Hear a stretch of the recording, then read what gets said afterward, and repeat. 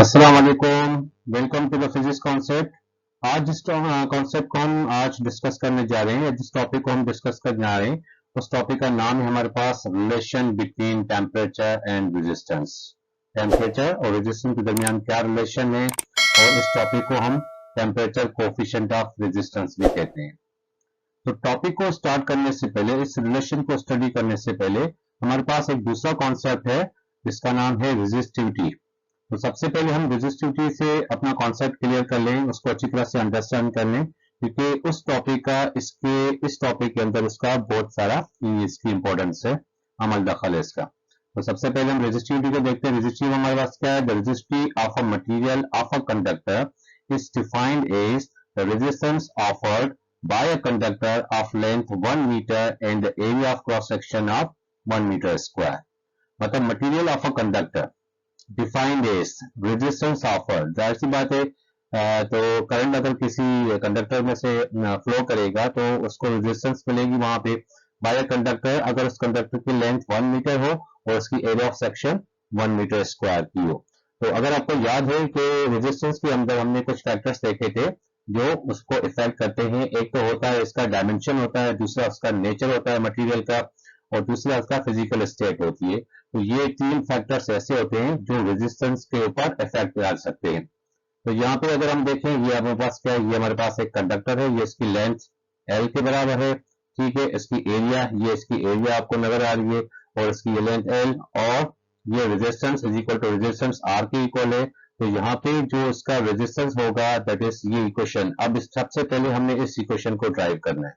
ये इक्वेशन हमारे पास कैसी आएगी, ये रेजिस्टेंस हमारे पास कैसी आएगी, इस रिलेशन को हमने ड्राइव करके फिर हम टॉपिक की तरफ जाएंगे, जो हमारा टॉपिक है relation between temperature and resistance के।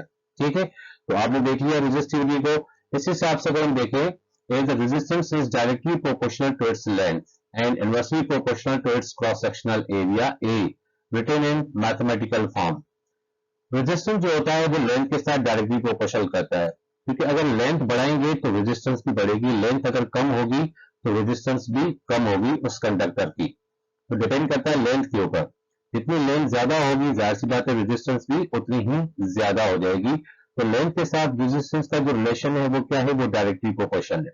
लेकिन वो एरिया के साथ क्या करता है? वो इनवर्सली प्रोपोर्शनल करता है। अगर इस कंडक्टर की एरिया अगर हम बढ़ा दें, जाहिर सी बात है इसमें से इलेक्ट्रॉन के फ्लो होंगे, वो इजीली फ्लो होंगे, रेजिस्टेंस वहां भी होगी, लेकिन एरिया कम होने से रेजिस्टेंस बढ़ जाएगी। एरिया बढ़ाने से, इस कंडक्टर की एरिया बढ़ाने से इसकी रेजिस्टेंस कम हो जाती है। तो इसलिए वो रेजिस्टेंस इनवर्सली प्रोपोर्शनल करता है किसके साथ? उसकी एरिया के साथ। तो रेजिस्टेंस लेंथ के साथ directly proportional and inversely proportional to its cross sectional area A, written in mathematical form. तो मैथमेटिकली हमें इसको किस तरह से लिखना होगा? That is R resistance proportionality, length के साथ डायरेक्टली प्रोपोर्शनल है और एरिया के साथ इनवर्सली प्रोपोर्शनल है। जब साइन ऑफ प्रोपोर्शनलिटी को हम रिमूव करते हैं, उसकी जगह पे हम क्या लगाते हैं? Is equal to constant. तो यहाँ पे आपके पास क्या है? ये कांस्टेंट है जिसको हम कहते हैं रो। ये वर्ड आपने, क्विक वर्ड आपने पहले भी सुना होगा, मोस्टली हम इसको डेंसिटी के अंदर यूज करते हैं। तो यहाँ पे रो क्या है? Rho is the constant of proportionality and is known as the resistivity or specific resistance of the material of the wire. रो यहाँ पे किस चीज को रिप्रेजेंट करता है? रो यहाँ पे नॉन एज रेजिस्टिविटी और specific resistance of the material of the wire. ठीक है, तो ये आपके पास इक्वेशन यहाँ पे आ गई, वो इक्वेशन जो हमने यहाँ पे देखी थी। तो ये आपका फॉर्मूला जो है वो किसका है? ये रेजिस्टेंस का है। लेकिन अगर रेजिस्टिविटी को यहाँ से हम बाहर निकालेंगे तो वेयर रेजिस्टिविटी आपकी क्या हो जाएगी? Resistivity is equal to means rho is equal to R के इक्वल है। ये ए डिवाइड में इधर आ जाएगा, मल्टीप्लाई हो जाएगा, आर हो जाएगा, एल इसके साथ मल्टीप्लाई में तो इधर आ जाएगा, ये डिवाइड में आ जाएगा। तो ये हो जाएगा rho is equal to R A upon L. अब ये आपके पास क्या हो गई? ये आपके पास रेजिस्टिविटी का फार्मूला आपके पास आ गया। अब इस हिसाब से अगर यूनिट की बात करें हम, तो रेजिस्टेंस को हम मेजर करते हैं ओम्स के अंदर। ये इसकी सिंबल है ओम। एरिया मीटर स्क्वायर में होता है, लेंथ आपके पास किस में होती है? मीटर में होती है। तो यहाँ पे मीटर और ये मीटर स्क्वायर है, तो ये स्क्वायर इस मीटर के साथ क्या हो जाएगा? ये इसके साथ कैंसिल हो जाएगा। तो बाकी आपके पास क्या बचेगा? बाकी आपके पास सिर्फ मीटर बचेगा। तो ये मीटर स्क्वायर मीटर के साथ मिलकर, तो यूनिट क्या हो गया रेजिस्टिविटी का? ओम इनटू मीटर। ठीक है, यहां तक क्लियर हो गया। अब चलते हैं वापस उसी टॉपिक की तरफ जो आपके पास है, relation between temperature and resistance R the temperature coefficient of resistance. तो यहाँ पे आप देखें, the resistivity of a substance depends upon the temperature. Resistivity किसके ऊपर डिपेंड करती है? टेम्परेचर के ऊपर। टेम्परेचर बढ़ेगा तो रेजिस्टिविटी भी बढ़ेगी, टेम्परेचर कम होगा तो रेजिस्टिविटी भी कम होगी। अगर इसके दरमियान हम एक ग्राफ अगर हम प्लॉट करें तो जाहिर सी बात है इन दोनों का जो रिलेशन होगा वो क्या होगा? वो डायरेक्टली प्रोपोर्शनल होगा। तो डायरेक्टली प्रोपोर्शनल के अंदर जो ग्राफ बनता है वो ग्राफ क्या होता है? वो एक स्ट्रेट लाइन में होता है। ठीक है, तो यहाँ पे रेजिस्टिविटी और टेम्परेचर के दरमियान अगर हम ग्राफ प्लॉट करेंगे तो ग्राफ किस में होगा? स्ट्रेट लाइन में होगा। इसका मतलब है कि इन दोनों के दरमियान जो रिलेशन है वो क्या है? वो डायरेक्टली प्रोपोर्शनल है।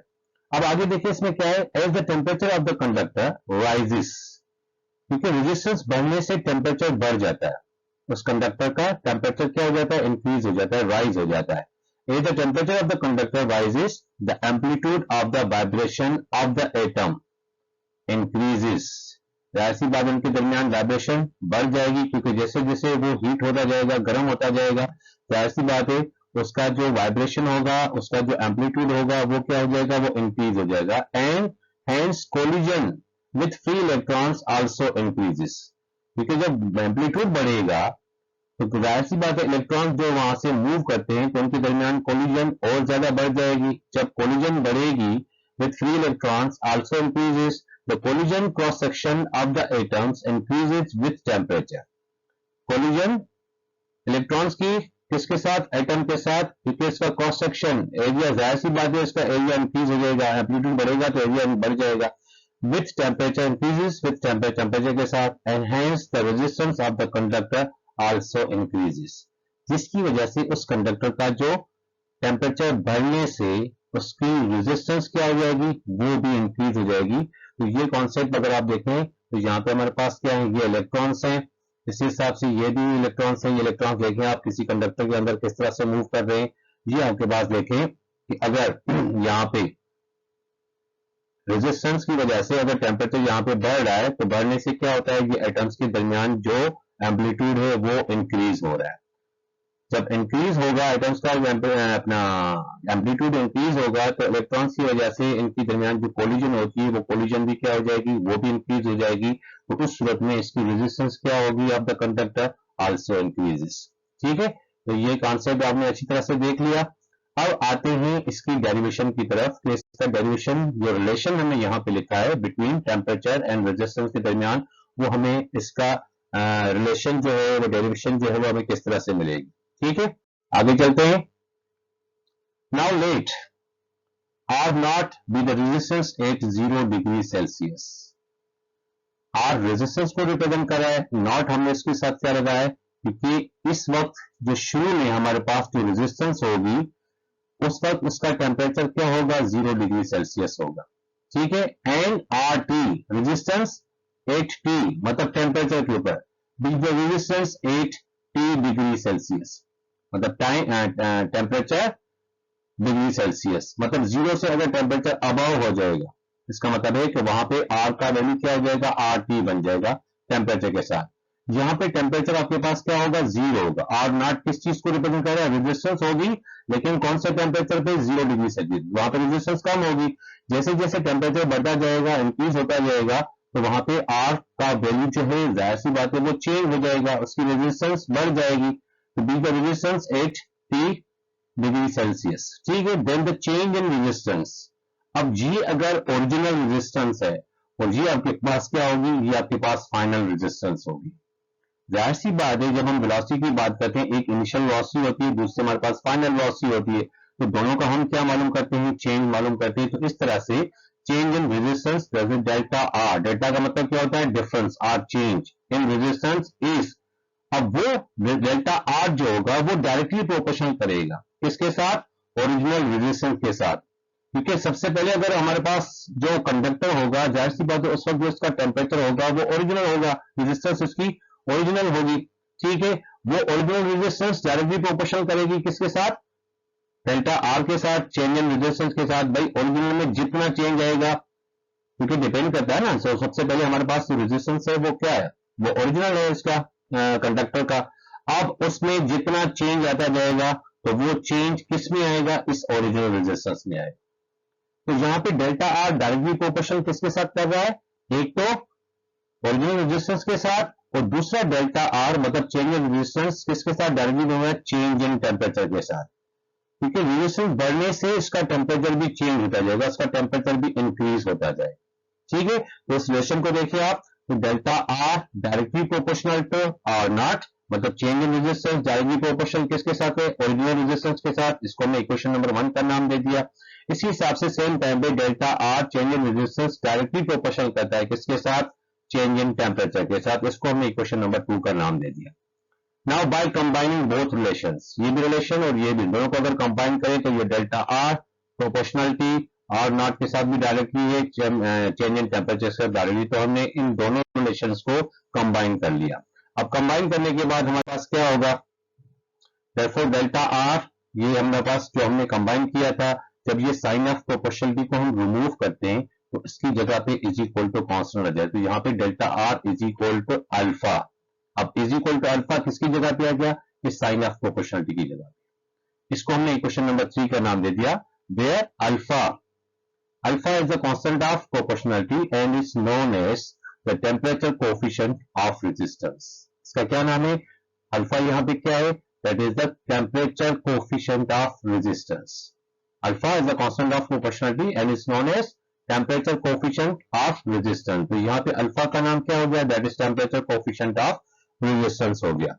अब इस हिसाब से अगर अल्फा को यहां से बाहर निकालें, अल्फा का वैल्यू हम मालूम करें, then alpha is equal to किसके इक्वल है, डेल्टा आर के, जो चीज मल्टीप्लाई में वो उसके डिवाइड में आ जाएगी। तो यहाँ पे alpha is equal to delta R upon R naught original resistance into change in temperature. ऊपर क्या है, चेंज इन रेजिस्टेंस है।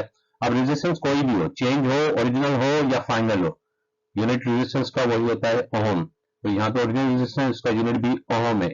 तो यहाँ पे टेम्परेचर को हम किस चीज में मेजर करते हैं, इसको हम केल्विन के अंदर मेजर करते हैं। तो यहाँ पे अगर आप देखें तो यहाँ पे भी ओम है आपके पास, यहाँ पे भी ओम है आपके पास। तो ओम ओम क्या हो गया, कैंसिल हो गया, तो 1/k हो गया। तो 1/k को अगर ऊपर लेके आएंगे तो k-1, इसका मतलब है केल्विन। इस coefficient of temperature coefficient of resistance का जो यूनिट है वो क्या होता है, वो पर केल्विन होता है। ठीक है, क्लियर है यहाँ तक। आगे अगर हम देखें, देयरफॉर डेल्टा आर का मतलब क्या है, चेंज इन रेजिस्टेंस। अब वो चेंज किसमें होगा, एक आपके पास ओरिजिनल रेजिस्टेंस थी, दूसरा आपके पास फाइनल रेजिस्टेंस थी, मतलब टेम्परेचर के बाद रेजिस्टेंस थी। तो वैसी बात है, पहले हम फाइनल लिखते हैं माइनस उसके बाद हम इसकी ओरिजिनल लिखते हैं। तो इन दोनों का जो डिफरेंस होगा उसको हम क्या कहेंगे, डेल्टा आर कहेंगे। ठीक है, अब इसकी जगह पे ये जो इक्वेशन है हमारे पास, अल्फा इज इक्वल टू इस डेल्टा आर की जगह पे अगर मैं ये इसका वैल्यू पुट करूं, that is R T minus R naught divided by R naught into delta T. ये इक्वेशन आपके पास इस तरह से भी हो सकती है, आप इसको इस तरह से लिखें या इसको आप इस तरह से लिखें, एक ही बात है, क्योंकि डेल्टा आर का हमने यहाँ पे वैल्यू पुट कर लिया है। जैसे फाइनल वेलोसिटी होती है, इनिशियल वेलोसिटी होती है, जब हम एक्सेलरेशन का फार्मूला राइट करते हैं, डेल्टा वी लिखते हैं, डेल्टा वी अपॉन टी लिखते हैं। तो डेल्टा वी की जगह पे हम क्या लिखते हैं, वी एफ माइनस वी आई। इसी हिसाब से डेल्टा आर की जगह पे हमने क्या लिखा, R T minus R naught. R naught क्या है, ओरिजिनल रेजिस्टेंस। आर टी क्या है, 0 से अबव जब भी टेम्परेचर होगा तो उसका रेजिस्टेंस आर टी के इक्वल हो जाए। तो ये इक्वेशन आपके पास यहाँ पे ऐसे आ गई। अब आगे इसमें देखें, तो अगर मैं इसको डिफाइन करना चाहूं, इसको टेम्परेचर कोफिशिएंट ऑफ रेजिस्टेंस को हम डिफाइन करना चाहें, तो define as the fractional change in resistance. ये आर टी मतलब delta R upon R naught, इसका मतलब क्या होता है, फ्रिक्शनल चेंज इन रेजिस्टेंस। ये क्या आ रहा है, फ्रिक्शनल, मतलब फ्रिक्शनल चेंज किसमें आ रहा है, ओरिजिनल रेजिस्टेंस में। ये जो चेंज आ रहा है उसको हम कहते हैं frictional change in resistance per unit rise in temperature. उसके साथ क्या है, पर यूनिट राइज इन, क्योंकि टेम्परेचर भी इंक्रीज हो रहा है, राइज हो रहा है। इस डिफाइंड इज, तो हम टेम्परेचर कोएफिशिएंट ऑफ रेजिस्टेंस को क्या कहेंगे, frictional change in resistance per unit rise in temperature is called temperature coefficient of resistance. Clear हो गई बात। आगे देखते हैं, अब वो जो इक्वेशन नंबर 3 हमारे पास, जैसे delta R is equal to alpha R naught into delta T, equation 3। तो equation 3 can be written as, तो हम इसको किस तरह से लिख सकते हैं, हम इसको इस तरह से लिख सकते हैं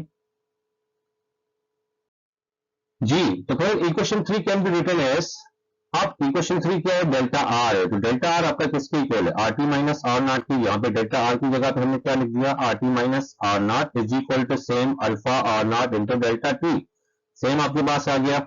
अब अगर मुझे आर टी का वैल्यू मालूम करना है, मतलब फाइनल रेजिस्टेंस मालूम करनी है आफ्टर टेम्परेचर के बाद, तो ये जो माइनस आर नॉट है, अगर मैं इसको इज इक्वल की तरफ लेके जाऊं तो ये क्या हो जाएगा, ये प्लस हो जाएगा। therefore R T is equal to R naught plus alpha R naught into delta T, same रख दिया हमने। अब आर नॉट यहाँ पे भी है, यहाँ पे भी है, तो क्या हो जाएगा, कॉमन हो जाएगा। Then R T is equal to R naught common हो गया, तो यहाँ पे आर नॉट अगर बाहर आ गया तो यहाँ पे 1 बचेगा। Then 1 plus alpha into delta T. तो इस इक्वेशन से आप क्या मालूम कर सकते हो, अगर आपसे पूछा जाए कि इतने टेम्परेचर के बाद, फर्ज करें अगर इनिशियल टेम्परेचर 0 डिग्री सेल्सियस है, बाद में इसका टेम्परेचर बढ़ा के 30, 40, 50 डिग्री सेल्सियस किया जाता है, तो उस 50 डिग्री सेल्सियस पे इसकी रेजिस्टेंस क्या होगी, वो सूरत में यहाँ पे आप इसकी रेजिस्टेंस मालूम कर सकते हो। तो चेंज इन टेम्परेचर में आपको बता जाएगा 50 माइनस 0, तो यहाँ पे डिफरेंस जो उसका टेम्परेचर होगा 50 होगा। अल्फा का वैल्यू आप पुट करेंगे, इस हिसाब से ये आर नॉट ओरिजिनल रेजिस्टेंस कितनी है वो आपके पास गिवन होगी, तो यहां से आप आर टी का वैल्यू जो है वो मालूम कर सकते हैं।